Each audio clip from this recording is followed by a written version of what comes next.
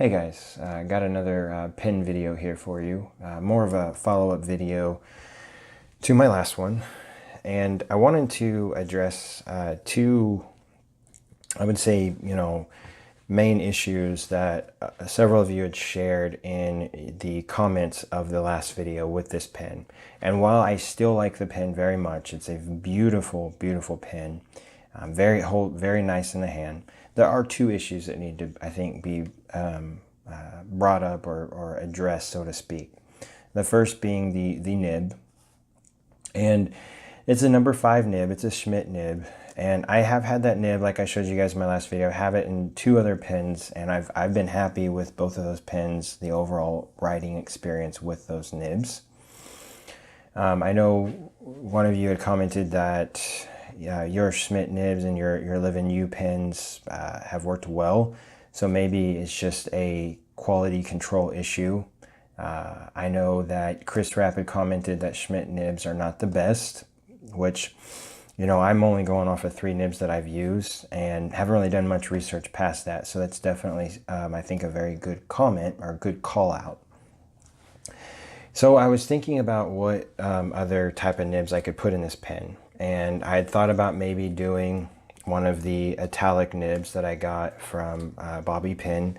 I had also thought about, I have an oblique broad nib that I thought about putting in there that I got from Birmingham Pen Company. And then I thought about buying a nib. So I was looking online today, looking through nibs and just trying to decide if I wanted to just go ahead and buy a nib for the pen. And then it had hit me that I had a nib laying around in a pen that I hadn't really used in a while. And I'd been trying to find reasons to use it, but I really didn't want to ink up another pen because that just meant that I would have to clean it out at some point.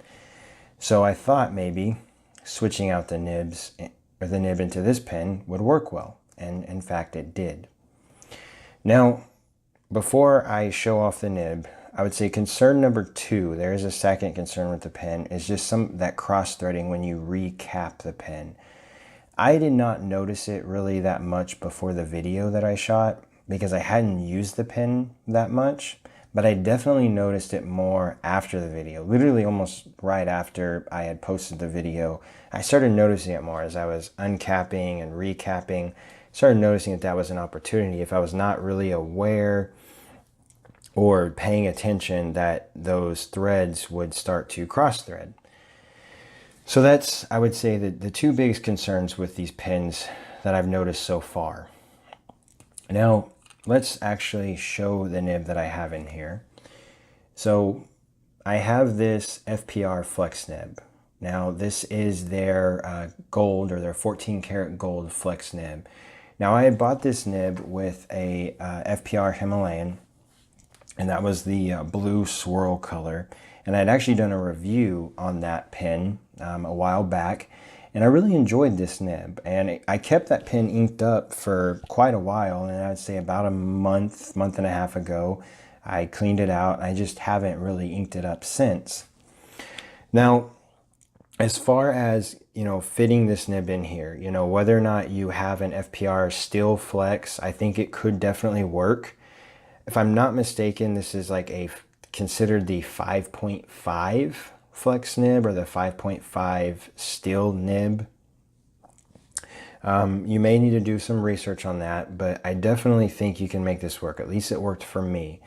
It was somewhat of a tight fit, so I definitely, it didn't have to sit there and jam it into the actual section, but it was a tight fit to get it aligned properly. I did have to use some rubber grippers to take the nib and the feed out to realign it properly because I didn't get it in there very well the first time. But once I got it in there, I was pleasantly surprised. I reprimed the feed and the pen has wrote very well so far. Now, I haven't written, several pages of writing with it, but so far I've been impressed. It flexes well, the feed keeps up with it, and it writes well.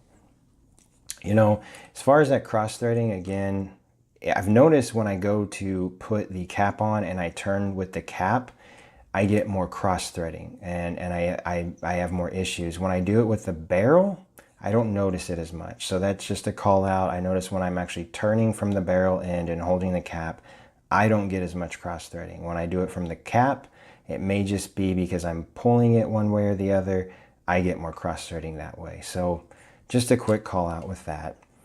Now, how does this pin perform? Now I went ahead and zoomed in so you guys can kind of see it a little bit closer. But this is the FPR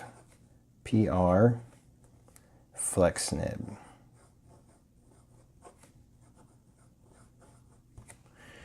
And I've got the same ink in here that I did before. It's the Waterman Absolute Brown. I haven't switched it out or anything like that. Now, you know, this has got a pretty fine line. And then again, you can really push out more ink. And you don't have to really push this nib very much or put a ton of pressure down. You'll see it really, when you go to flex it, it really lays down some serious ink. Works very well from that perspective.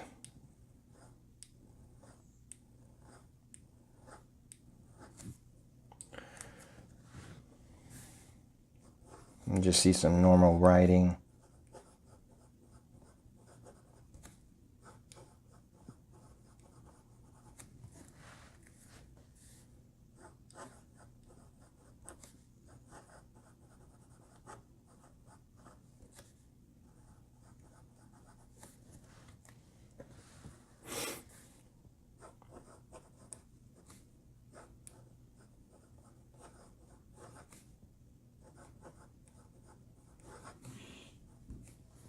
And there you have it. So, I mean, overall, I think it, you know, it works really well this way.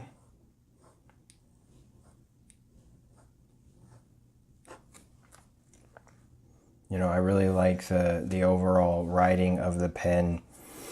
There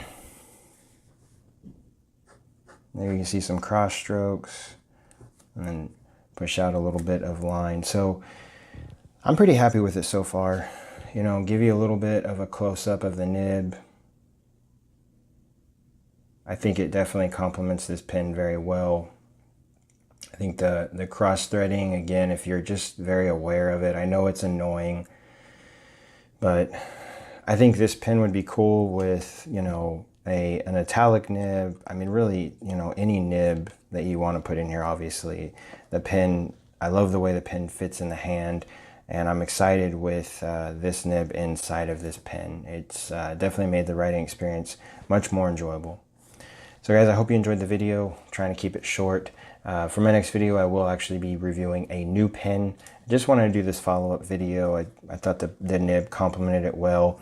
And I think you could definitely do a steel flex in this pretty easily as well. Guys, have a great day. Until next time, I will see you later. Bye-bye.